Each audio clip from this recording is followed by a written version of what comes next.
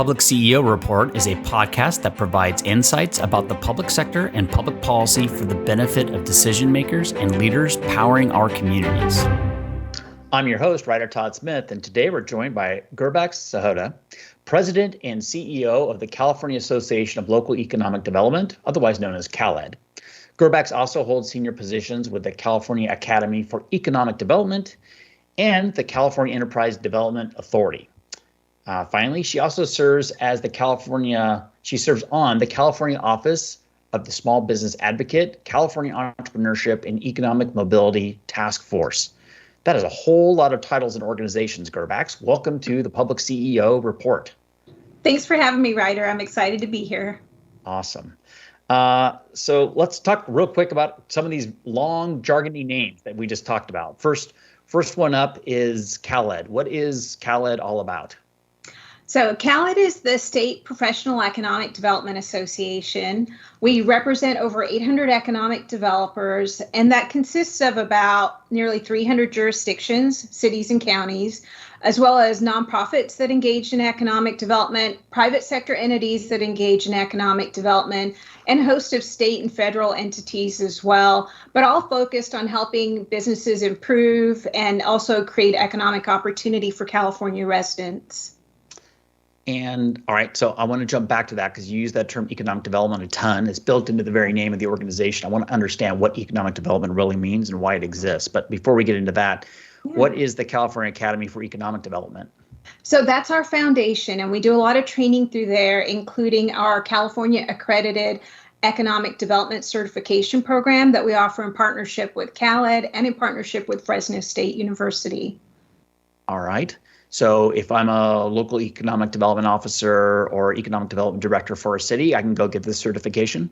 Yes, you can. All right. Do you have any sense of how many of those there are in the world at this point? Well, we launched the program pre-pandemic, which was exciting. And so it was great to see that we actually had quite a few people go through the training. And on the website, it lists the current ACEs. So that's Accredited California Economic Developer. The acronym you get at the end of your name is ACE. And you can see the list. I think we have probably 30 at this point, with more going through the process. All right. So slowly building every year. Very good. And then next up is the California Enterprise Development Authority. What is CEDA? CEDA is a joint powers authority, and it was created by 3 jurisdictions, the cities of Lancaster, Eureka, as well as Selma. And the 3 cities came together to help us put together a program that would support conduit bond issuance. So small conduit bond issuance in particular, like industrial development bonds to help California's manufacturers. When we created this JPA, it was for the purpose of helping manufacturers expand and stay in California, but also looking for ways to give back using the issuance fees to support CalEd through scholarships and other ways that we could help cities, counties, as well as nonprofits further economic development in California. Okay, excellent. And then last but not least, so California has an Office of Small Business Advocate, and that has a task force currently involving entrepreneurship and economic mobility. So tell me about that task force too.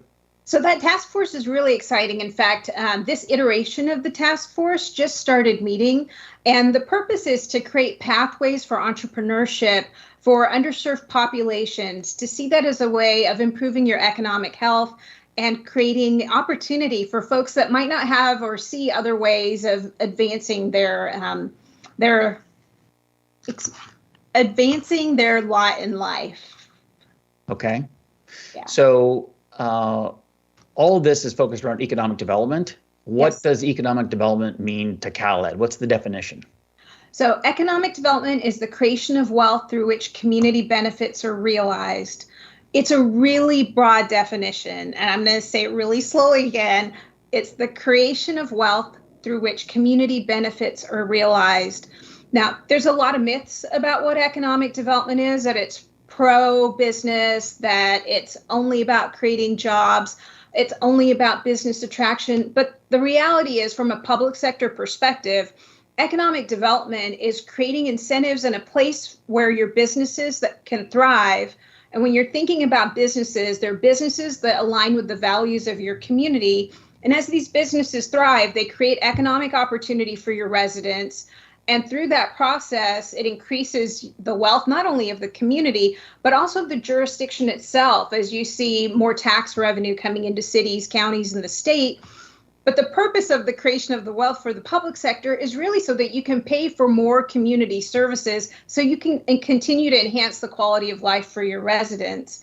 So it should be a circle that creates economic opportunity for your residents, but also increases revenue for your jurisdiction so that you can then provide better services for your folks. What does that economic development look like that's worked out well? Or what are some interesting examples of that, just so people, especially lay people who aren't familiar with the local government world, so they understand where they actually see economic development show up? If the Sprouts Market shows up down the street in the local strip mall, was that economic development, or was that just the market responding to a need to deliver groceries to a particular neighborhood?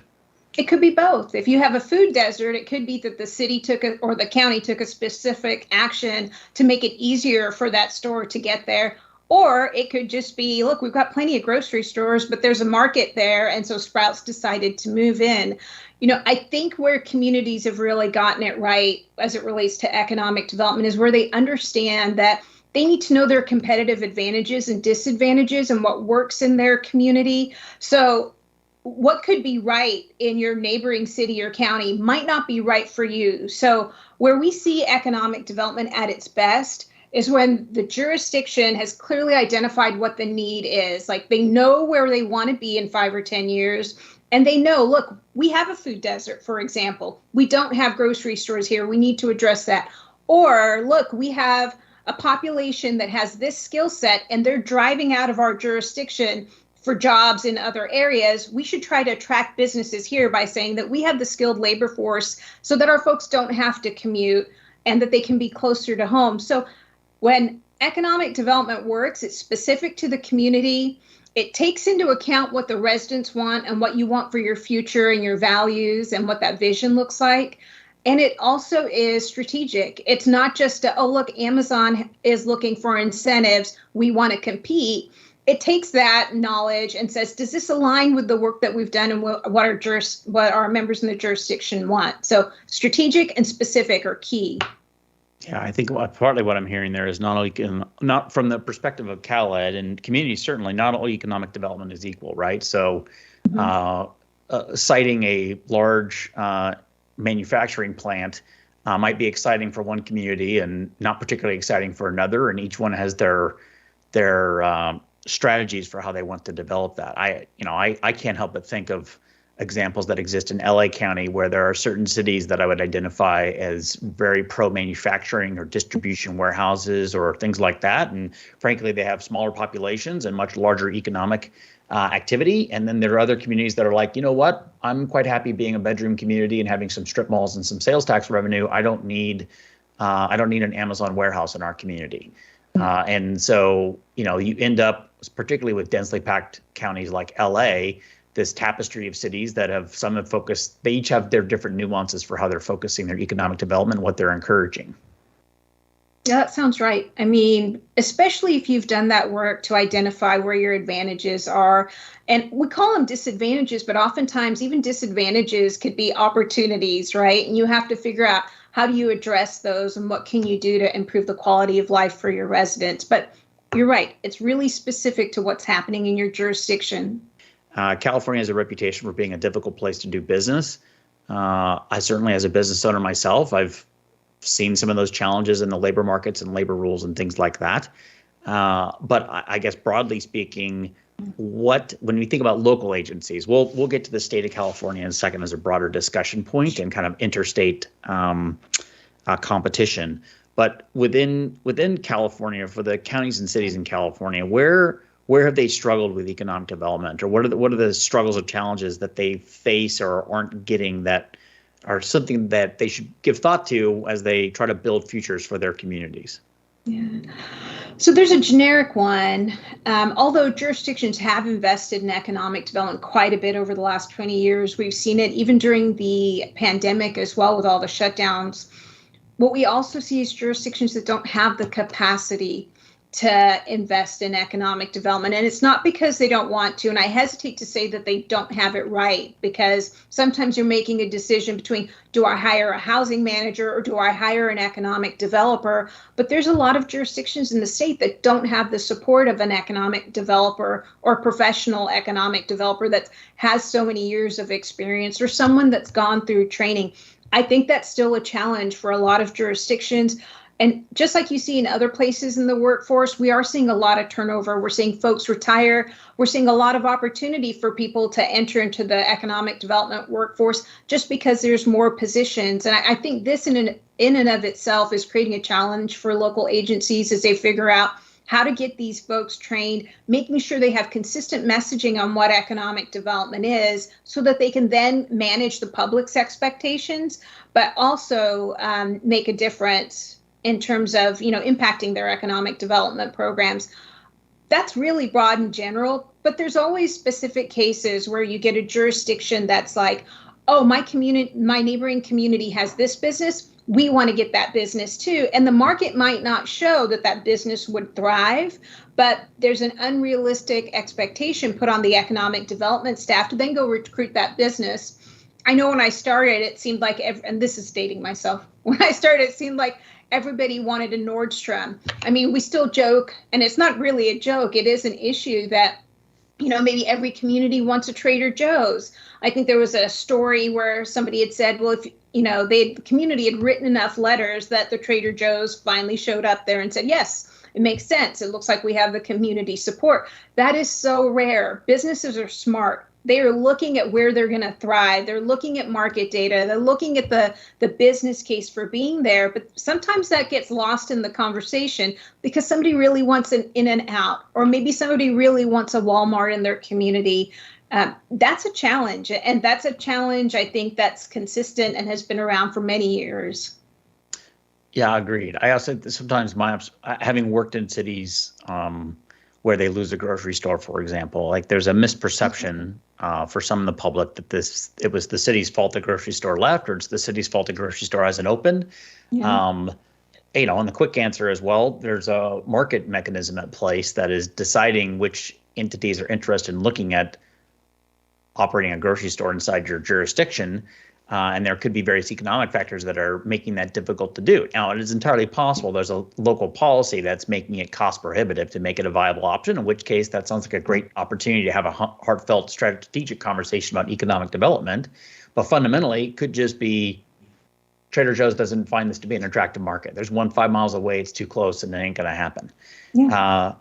But it is funny you cite Trader Joe's. I will tell you that's my wife's number one criteria whenever we were real estate hunting is where's the Trader Joe's? If there's not a Trader Joe's within a reasonable driving distance, this ain't going to happen. It's very popular. It still comes up. Actually, that's probably been the one that's come up the most over the last 10 years. But I remember Nordstrom. It really sticks with me. But yes, Trader Joe's. Yeah, well, Nordstrom's would be particularly for cities as a sales tax revenue generator is hot too. So I could empathize with that as well. And I can also attest the fact that I'm sure there's plenty of Smith family money that's made it into Nordstrom's over the years. So any other kind of, 19 years in this space of watching this evolution. Well, let's talk about that a second. You had noted that the Davis administration had eliminated, it was the Commerce and Trade. I can believe it was Trade and Commerce. Trade and Commerce, excuse me. Why did that happen, and kind of what was the after effect of that? And partly I asked this question, I'll put some more context on this too. I have this recollection in maybe it was the 2000 recession, if not the 2008 recession, that there was a lot of focus on this red tape brigade up in the state of California that was there to try to retain big enterprises like a Hewlett-Packard or other entities to stay in California and help them cut through the red tape in the state of California, which I viewed as a broad economic development effort that was kind of reactive to the market as opposed to proactive to the market. So having said that, what else? What's been this trend in California in terms of being a business-friendly state, or where they've treated economic development as a state strategic value as opposed to asking cities to step up and handle it? Yeah, well, when we look at the state level, I was still an intern when that was eliminated, when Trade and Commerce was eliminated. But I do remember the conversation and what seems to be an ongoing issue for economic development, where the only metric is jobs, right? How many jobs have you created? Well, the challenge with that is there's so many support entities that work with a business these days to help it thrive. It's very difficult to say that your work and only your work created a job. And jobs are a byproduct of economic development. They're not the key and only goal of economic development. So when we see entities and individuals, and you see this a lot in the elected official space or politician space, where it's like, I'm running on a jobs agenda. Well, that's great. But understanding that, look, it's the private sector usually that's creating the jobs that you're talking about. Not always. I mean, government and nonprofit hire as well. In Sacramento, government and nonprofit are probably some of the largest employers. But, you create policies that allow businesses to thrive. And when they're doing well, they hire people. They don't go into business necessarily to hire as many people as they can. They go into business because they want to be profitable. And if that means hiring more folks, that's what they'll do. So jobs as a metric has been an issue. And it was one of the issues specific to why trade and commerce, I think, was eliminated. Plus, we had a lot of budget issues at the state at that point in time. So there's that piece of it. And then there's a fight to create another office at the state level. And part of the challenge with that was, you had the leftover perception of what happened with trade and commerce, why it was gone. But you also have this myth that economic development is just about, I've heard people call it smokestack chasing or, incentives or only looking at business attraction. But if you're doing economic development in California and your boots on the ground, you know that economic development is about business retention and expansion. It's about business growth. The one thing that we do really well is create businesses. So that's not easy to necessarily turn into a big marketing point and to measure. So it did take a while to get that state role back. Even as GOED, the Governor's Office of Economic Development, the red tape piece is important, but it's not just at the state level, it's at the local level. How do we streamline our permitting in a way that still makes sense, but is at a reasonable time where we can say to a business or an entity or a developer, look, this is where you're at in the process. You see a lot of jurisdictions now have online where you can follow where your permit is in the process, in their process. Or they have ways of making it faster for everybody so that it's really a clear process. I do think what we've seen under the pandemic has been like an explosive growth at the state level in terms of the state's engagement in economic development. Governor Newsom has made some really significant investments. When you look at the SURF program, the small business relief grants, which I believe was over $2 billion that went out to struggling businesses during the pandemic. So we've seen a lot of investment. What'll be interesting moving forward is, as the budget tightens, what does that office look like? What does that role look like? Does it become more narrowly focused on specific strategic places where the state can make a difference? Or does it stay in its current form where they've got a lot of programs that they're managing, several that are funding programs? Will they be able to implement them effectively if it turns out for whatever reason they can't necessarily have the team or the budget to support that work? So it changes drastically based on what's happening in the environment, but interesting to see what's going to happen moving forward. Yeah, well, so as we're recording this, it's mid-December 2022. My recollection, having just spoken with another friend of mine that's active up in Sacramento, is that the governor's budget is perhaps pulled together at this point, but will be published in January, if I recall correctly. And this is in the scheme of Sacramento policy is the first kind of salvo in the new budget for next fiscal year. I suspect then in January, mid-January, we should have some insights into what the governor's priorities are when it comes to economic development. Yes. We're looking forward to seeing it. We'll do our analysis as soon as it's public. But yeah, it'll be interesting because this is different than what the position he's been in the last couple of years. In terms of staring down a potential budget deficit in this coming fiscal year. Correct. Yeah. You, in the course of your response to my prior question, you made reference to the SURF program. What is SURF? Can you explain that? It's the Community Economic Resilience Fund. It might be Resiliency Fund, the Community Economic Resilience Fund, and it's a $600 million investment. Part of it is regional planning, where they have carved up the state into 13 regions. And what they've done is give each region $5 million to create a strategic economic development plan that's inclusive, and it's being led by neutral conveners. So that process has just started. They just awarded, I think, 11 of the 13 regions have been announced at this point. And also during that process, as you're going through the planning, that planning money equates to about $65 million.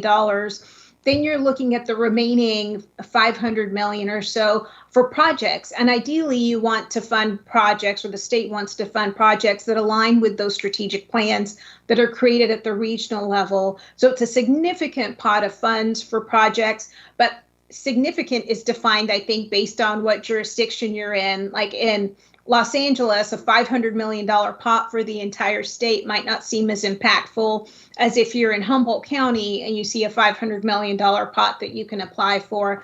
But it is a significant investment from the state. So what should finance directors, economic development directors, well, maybe finance directors and city managers know about the SURF program, or how, if their economic development directors involved with CalEd, do they know more about what's going on with this? Is this something you guys are helping to track on and report back and keep local agencies apprised of?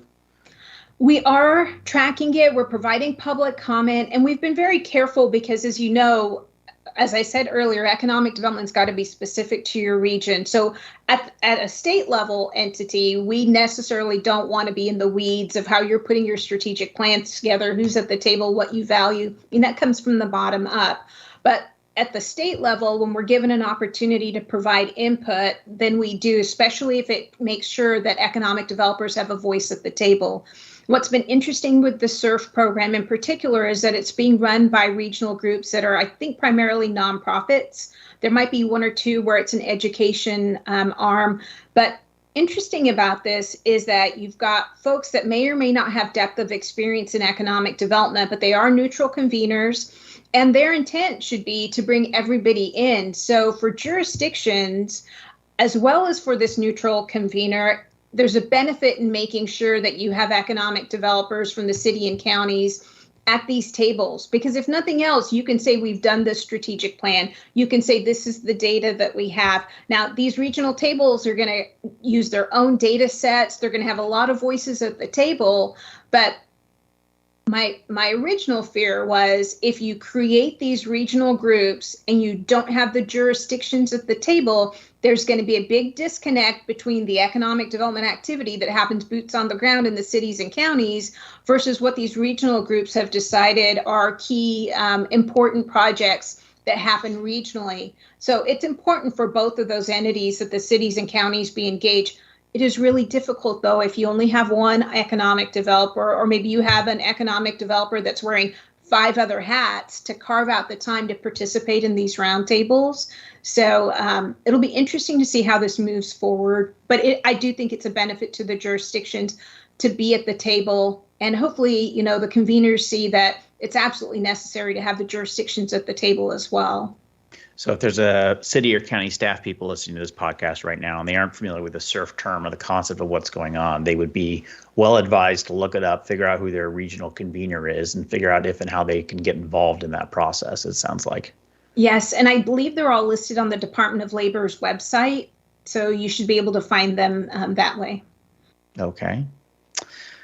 So SURF is obviously, there's a big chunk of money that's being focused on that, and that's a big state-driven policy, which I guess speaks to a broader question. That's one that's naturally going to come up in any discussion about economic development, which is kind of California versus the world, or maybe I'll be a little more specific and just say California versus the other 49 states in America and economic development environment for that.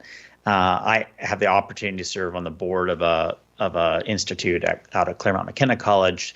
Our executive director has done a lot of work comparing Texas and California, for example. And of course, Texas has been a big economic driver and has been a high growth economy, not as big as California, certainly. But nonetheless, there's a lot of kind of intrigue, I think, to put it kindly, between the economic efforts and development efforts of California versus Texas.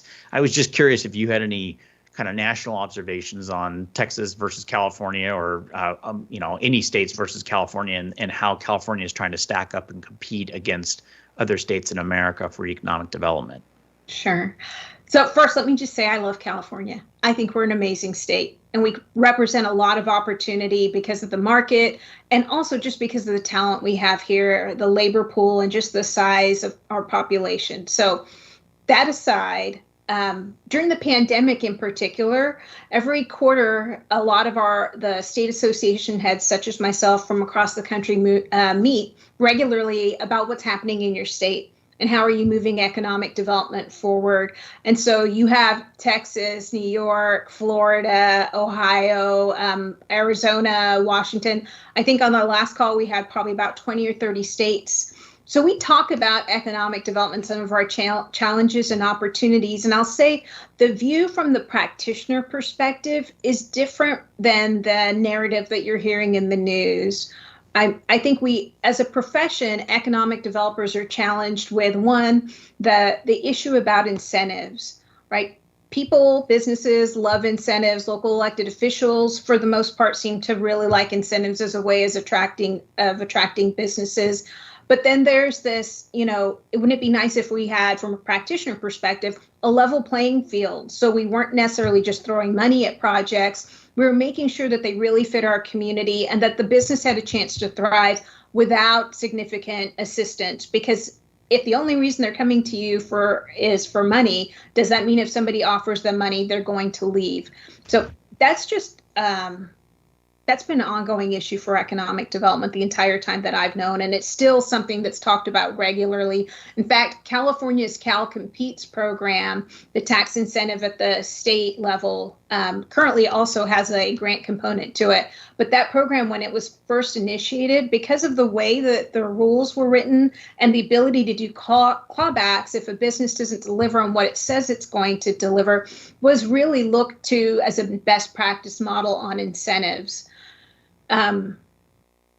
That said, each state, because economic development is specific, does what's best for them. I think California is competitive. I do think we get a bad rep, but we don't necessarily help ourselves with some of the things that we do. And I'll leave it there unless you want to delve deeper into it. Stay tuned. Come to the next CalEd conference and hear Gurbax tell you her deep thoughts on some of those challenges and issues. So let's talk about 2023. We're on the cusp of a new year. Where are you headed with CalEd in the new year? It sounds like these SURF programs are going to be running around doing their thing. I'm going to guess you're going to have some sort of annual conference gathering. What's the plan? What's the plan for CalEd in 2023? There's a huge plan for CalEd in 2023. In fact, we've started implementing some of that already. One, I think that a big issue for economic development in California, it has been an issue and it's going to continue to be, is land use. Right? Will communities have the ability to put sites together to increase or expand economic development opportunities? That's a challenge. There has been a really strong narrative about you either have affordable housing or market or housing, or you have economic development. You have to pick between one or the other. And that's the way that we see some of the land use policies being pushed at the state. Whereas what you'll hear economic developers say is we need affordable housing at every income level so that we can have the workforce we need in order for the economy to thrive and businesses to thrive. So that only happens if we have the land as well to get these businesses, these employers here. That's a huge fight. I'm calling it a fight because it feels that way in Sacramento, where we're trying to, once again, remind folks of the value and importance of economic development. And sometimes that gets drowned out. And we understand the challenges with affordable housing in California and why it's an issue, but there needs to be a balance. And we don't necessarily hear that. So we're doing a lot of advocacy in that space. And part of that is creating a project development and finance division so that we can support not only providing technical assistance to communities that are putting together tax increment financing districts or looking at other ways of financing projects, but so that we can do advocacy in that space as well. That's a big chunk of work for us, and it's broader than what we've done in the past in terms of advocacy. We will continue to expand our ACE certification, which we're excited about. We also have a program called Outsmart Disaster that trains businesses on business resiliency. And when I say we have it, we've been managing it on behalf of the state. Just recently, within the last month, the program was returned to the state, and we're working in partnership with them to help reach small businesses and grow that so we can help businesses with resiliency. As we keep hearing these and seeing the indicators of potential recession, we know that means that economic developers are going to have to continue to step up their game. So many jurisdictions leaned in during the pandemic above and beyond where they would have normally invested in economic development. To remind them that that trend's going to need to continue to support their businesses, to support their economy during the downturn is really important. I would say those are our biggest initiatives moving forward. The conference will be in Sacramento in early May, it looks like. We'll be announcing some of that information as well. But I would just say that there's a lot of opportunity for jurisdictions in particular to move economic development forward and address potential recession, but also just thrive beyond where you are, grow beyond what's happening in your economy. So to the extent that we can either share resources or help jurisdictions and other economic developers, whether you're in the nonprofit space or private sector space, to connect, we really want to do that because there's a great synergy in our state when our folks get together and share best practices, share challenges, and share opportunities. So exciting time. Sounds like it. Sounds like it's going to be a very busy 2023 for you guys. You mentioned a couple of times during like the pandemic and its impact, which I think was obviously a jarring set of public policy choices and a health crisis all at the same time, and any number of issues that have had, certainly what I would call as negative consequences and impacts throughout the last several years.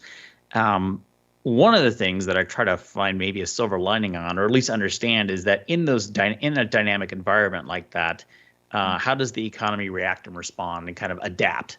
This was a lesson learned certainly for me as I managed my team through the pandemic, of our ability to adapt and change to meet the circumstances that are going on out there.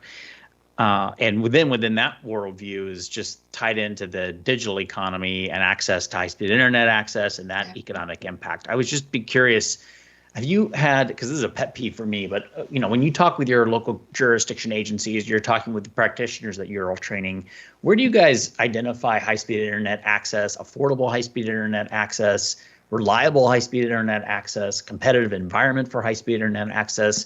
How does that fit in from your take as an economic development strategy for cities that they should be making investments in, and frankly, which the state of California seems to be backing up as well with a lot of grant money these days focused on that area?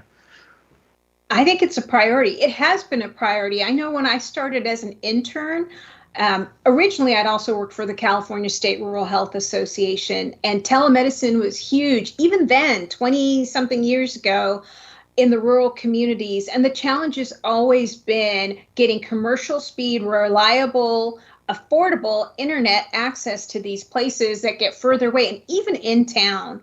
I mean, it could be that you're one block away from the hub and the cost of getting the fiber or whatever else out to you is thousands of dollars. And if the utility doesn't see other users, the ability to expand that to get you better service is compromised unless you're willing to pay for it. So it's a huge priority. It has been for a long time. It was great to see it get the heightened visibility during the pandemic because it's an equalizer at this point, right? If you don't have access to commercial speed, affordable broadband or internet access, I mean, how can you keep up with your peers? How can your students keep up with their peers? So it is a challenge, and we're glad to see the investments.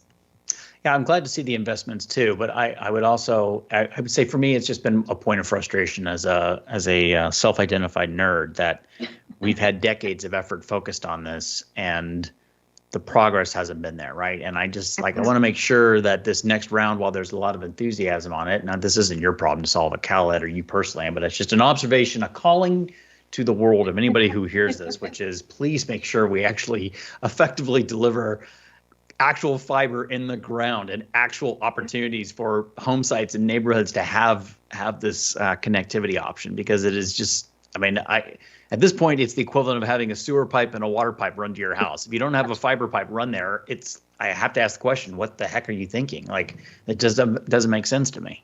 Yeah, unless you're purposely trying to live off the grid. I just don't know a lot of people that are in that space, but yes. Yeah. Well, and they're not living in a suburban neighborhood in outside Sacramento or Fresno, right? They're in the mountains, or they're up in they're up in the Rockies or something like that. So. Yeah. All right. And then any kind of final observations or advice you'd like to offer to city managers, county administrative officers, local elected leaders about jumpstarting their economic development activity? What should they be thinking about? How should they go about that process? What are some of the best? Where can they get some better ideas to learn more about economic development activity? Well, I would say one thing to keep in mind is, the promise of economic development is that it's rooted in the hope of a better future. So it doesn't matter where you're jumping into it, whether you have an existing plan, whether it's doing well or not, maybe you haven't invested in economic development or haven't had the ability to, and you're starting now. Now's perfect time. It doesn't matter when you invest or when you start, but thinking about what you want in the future and being strategic and specific. And also, if it is true that you are just starting out, look at what's already been passed. Look at what other data is available to you. We do have quite a bit of resources, especially in our economic development, resiliency, and recovery playbook, where we talk about where you can find resources, where you can look at overlap if you're just starting out with strategic planning. The good thing is you're not in it alone. One, you have the ability to change your future at any point that you jump into economic development. But two, there's a lot of resources.